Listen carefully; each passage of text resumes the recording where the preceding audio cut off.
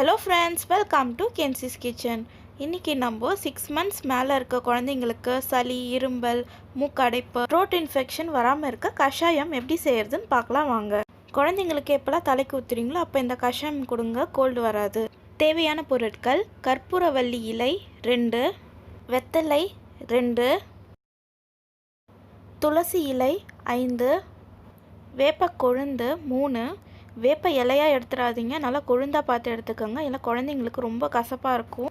2 மிளகு, 4-5 சீரகம் பவுட்ரு பண்ணி அதில் ஒரு சிட்டிகை போட்டுக்கோங்க. ஒரு சிட்டிகை மஞ்சத்தூள்.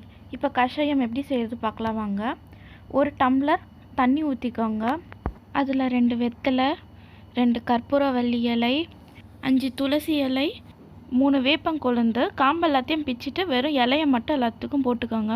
இலையை செடியிலேருந்து பறித்த உடனே மஞ்சத்தூள் போட்டு கழுவிட்டு யூஸ் பண்ணுங்கள். இப்போ ஒரு சிட்டிகை மிளகு சீரகம் போட்டுக்கலாம். ஒரு சிட்டிகை மஞ்சத்தூள் போட்டுக்கலாம். இப்போது ஸ்டவ்வில் மீடியம் ஃப்ளேம் வச்சு நல்லா கொதிக்க விடுங்க.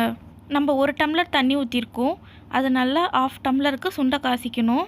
1/2 டம்ளர் கிட்ட ஆனதும் இதை கூல் பண்ணிவிட்டு வடிகட்டிடலாம். கஷாயம் ரெடி. வருமுன் காப்போன் மாதிரி நம்ம கோல்டு வர்றதுக்கு முன்னாடியும் இது கொடுத்தா கோல்டு வராது. கோல்டு வந்துச்சுனாலும் நீங்கள் கொடுங்க, கண்டிப்பாக கோல்டு சரியாகும். 1 வயசுக்குள்ளே இருக்க குழந்தைங்களுக்கு அரை பாலாடை கொடுக்கலாம். 1 வயசு மேலே இருக்க குழந்தைங்களுக்கு 1 பாலாடை கொடுக்கலாம். பாலாடையில் நிறைய குழந்தைங்க மருந்து குடிக்க மாட்டாங்க. ஸோ அந்த டைமில் நீங்கள் இந்த மாதிரி ஃபில்லர் யூஸ் பண்ணி மருந்து கொடுக்கலாம். கஷாயம் கொஞ்சம் கசப்பாக இருக்கும். கசப்பு போகிறதுக்கு வெள்ளை சர்க்கரைக்கு பதிலாக ஹனி இல்லைன்னா நாட்டு சர்க்கரை வைங்க, கசப்பு போயிடும். இந்த செடிகள்லாம் நம்ம வீட்டிலே வளர்க்கலாம். அப்போ தான் குழந்தைங்களுக்கு கஷாயம் காச ஈஸியாக இருக்கும். உங்களுக்கு இந்த வீடியோ பிடிச்சிருந்தா லைக் பண்ணுங்கள், ஷேர் பண்ணுங்கள், சப்ஸ்கிரைப் பண்ணுங்கள்.